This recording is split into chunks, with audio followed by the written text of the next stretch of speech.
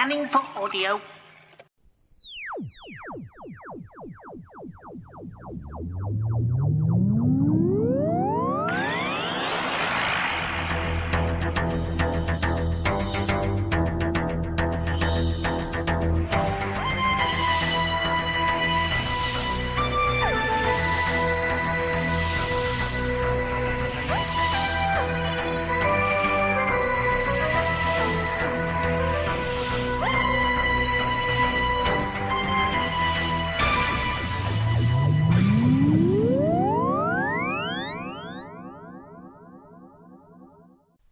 Welcome once again to the Tin Dog Podcast.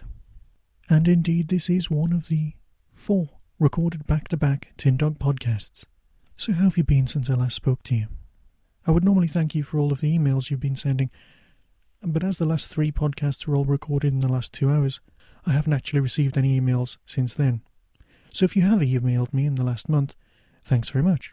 And if you haven't, well, you can at tin-dog@hotmail.co.uk. The Tin Dog Podcast's now been running for 2 years, and I'd like to thank everyone who's partaked and given feedback in that time. It really means a lot to know that there are listeners out there, and I'm not just talking to myself. However, right now, I am just talking to myself, and I'm talking to myself about Attack of the Cybermen.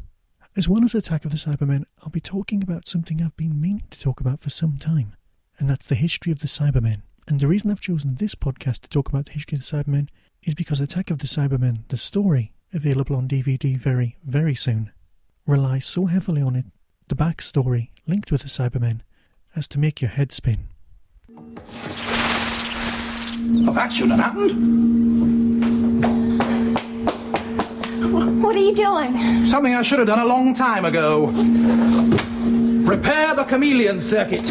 What?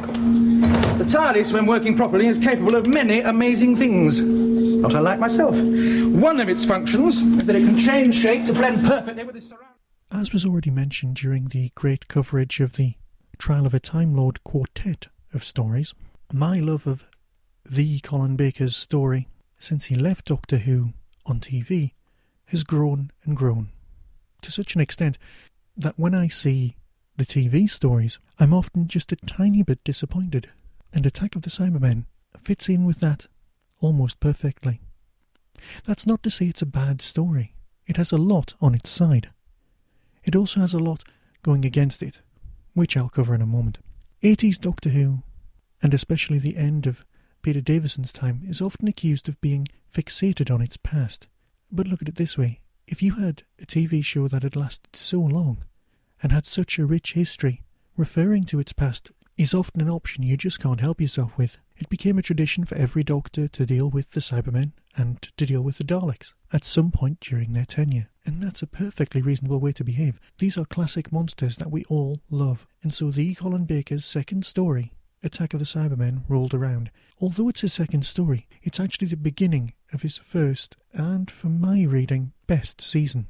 The only story that we'd seen him in beforehand was the 6 months earlier Twin Dilemma, which is possibly my least favourite Doctor Who story at all. And for my sins, I can't even bear the fact that I bought it on VHS when it came out. That is a sign of a mental illness, rather than the fact that I'm a Doctor Who fan.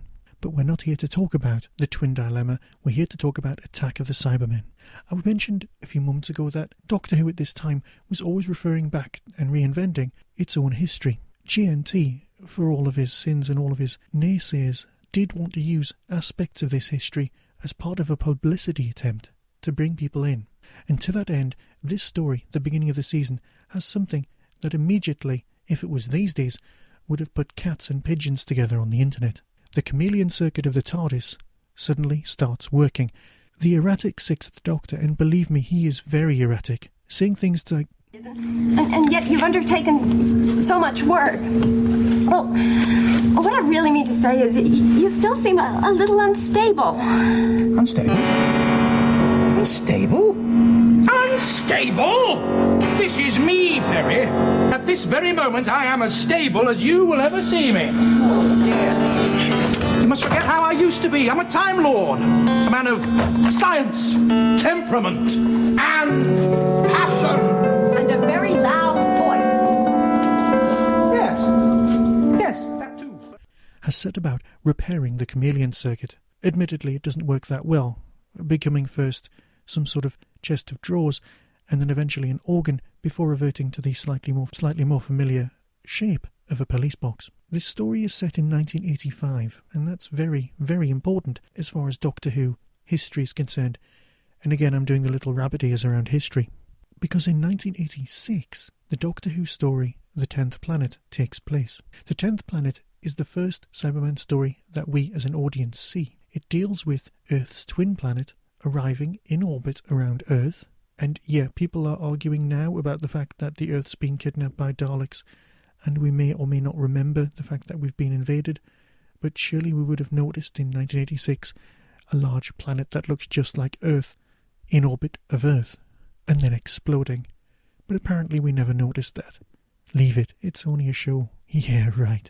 And so with this story happening in 1985, Cybermen have travelled through time to Earth to make sure that the destruction of Mondas, their apparent home planet, and more of that in the second part of the podcast, isn't destroyed at the end of the first Doctor's story, but in fact, history will take a different route. Now we all know that messing about Earth history very rarely goes well, and this is no exception. This is a two-part story. Yes, you heard right, 2 parts. But it's not like Black Orchid. This is still running at almost 100 minutes, because we now have the 45-minute format, the format that we're very familiar with in these modern days of Doctor Who. Of course, it was re-edited and repackaged back into its 25-minute original format to be shown on things like UK Gold, but when it was first shown on Saturday nights, and remember this is now returning to Saturday night TV because of the work done during the Davidson era during the week, had now been replaced by the very popular show EastEnders. This story is not well loved by fans, which is odd considering how much backstory it has. But for me, the reason that it's not well loved is because it's got the wrong Cybermen in it. You see, as well as referring back to the 10th planet, it also refers back, mainly in episode 2, to the planet Telos. The planet Telos was again in a 1960s Doctor Who story with the second Doctor. Can you see how convoluted this is getting? Tomb of the Cybermen. At the time, Tomb of the Cybermen was missing. Many stills existed, a lot of paperwork. Fans were aware of it, many remembered it. But if you were 10 or 12, all you knew of Tomb of the Cybermen was there was a novelisation with, I think, the wrong type of Cyberman on the front of that as well. In keeping with that whole referencing Doctor Who's past, as well as the distant past, with the wrong Cybermen in the wrong tombs on the wrong planet, in the right tombs on the right planet, at the wrong time, this story also has Lytton, a character who the Doctor never ever met in Resurrection of the Daleks, talking to the Doctor as if they met. Yeah, I know in these days of VHS and DVD and the fact that we've seen the stories 1,000 times, such things are more noticeable. But I'm sure people pointed this out at the time. So why is this story so reliant on the past? The original story that was commissioned to fill this slot was a Cyberman story, but it was almost Genesis of the Cybermen, but was felt to be too retro by JNT. And so this story that milked Doctor Who's past, repackaged it and represented it with a very, very violent turn to the audience, was given to us. It's not, by any stretch of the imagination, a bad story. JNT himself said it was the jewel in that season's crown, which for me would be the 2 Doctors. But again, that's just me being a fan. But looking at how much backstory this story milked and repackaged and reworked, it's genuinely no wonder that when the new series came back, they looked at the history of the classic Cybermen, the Cybermen from our universe, or the original Doctor Who universe if you prefer, and went, let's just start again with the Cybersmen. It's far too complicated. And there you go. I managed to get through that entire review of Attack of the Cybermen without once mentioning the Fat Controller. Damn. Basically, the actor who'd played the original Cyber Controller in Tomb of the Cybermen was in this story as well. Because they thought the continuity would work. The fact that he's a faceless Cyberman and is nearly 7 foot tall, you can kind of let go. So I'm not completely sure why they used him if they didn't even keep the original voice treatment or the original design. But they hired him anyway. The man had put on a few pounds in the intervening 20 years, and let's face it, not many of us are thinner than we were 20 years ago. But of course, with any physical imperfection, most fans will pick on him, and it's very easy to call the Cyber Controller the Fat Controller, because he is slightly larger than he was. His point of reference has appeared in many other Doctor Who stories, and, of course, some Harry Potter films. Before I move on, I'll just mention what else is on the disc. The commentary with actor Colin Baker, Nicola Bryant, Terry Malloy. Now, Terry Malloy is better known to most of us as Davros, but here you can see him without makeup, playing a potentially very lost policeman. The documentary, The Making of the Attack of the Cybermen, is called The Cold War and goes into a lot of depth. A photo gallery, trials and continuity, the PDF stuff that you normally get, an Easter egg that's actually very, very funny and concerns a Dalek, isolated score, subtitle production notes. But the thing that's worthy of note the most, and contains possibly the greatest CGI ever seen in Doctor Who extras, is the Cyber story. It's a brief history of Cybermen in the classic series. However, it deals chronologically, from 1966 right up to Silver Nemesis, showing the change in character design and costume design all the way through. And with that, I'll leave Attack of the Cybermen and the Colin Baker on his way, and move on to talk about the history of the Cybermen. So until next time, be seeing you.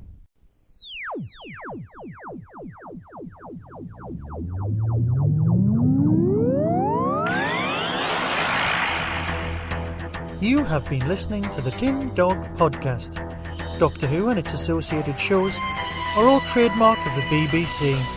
No infringement is intended.